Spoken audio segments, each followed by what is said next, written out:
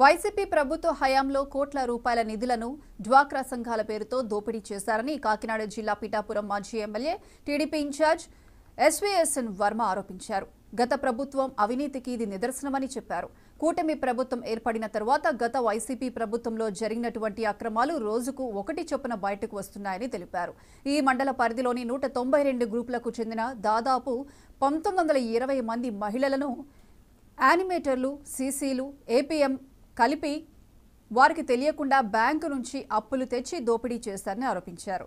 దీనిపై సమగ్ర విచారణ జరిపి బాధితులకు న్యాయం చేయడంతో పాటు బాధ్యులపైన చర్యలు తీసుకోవాలని వర్మ డిమాండ్ చేశారు.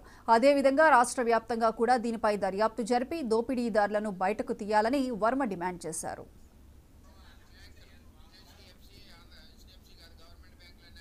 ఇవన్నీ కలిపి ఒకే వ్యక్తి మీద 2 లోన్లు 3 లోన్లు వాళ్ళకి తెలియదు, 6 లోన్లు కూడా ఉన్నాయి. ఇదిగో బ్యాంక్ నుంచి వచ్చిన నోటీసులు. ఎవరో పేరు సీకోటి మరియమ్మ, అంతా ఎస్సీ లేడీస్. మరియం పేరుని 4,35,000 డ్రా చేశారు. ఇప్పుడు ఆ బ్యాంక్ కూడా వచ్చి ఈవెన్ కట్టమంటున్నాడు.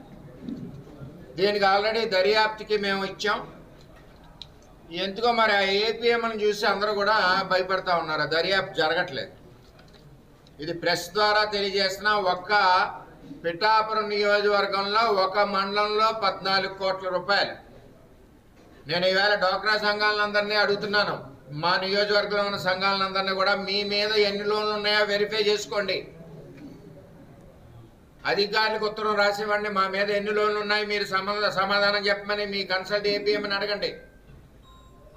లేదనుకుంటే చిక్కుల్లో పడతారు. ఇదంతా వైఎస్ఆర్సీపీ గవర్నమెంట్లో మరి జగన్మోహన్ రెడ్డి పరిపాలనలో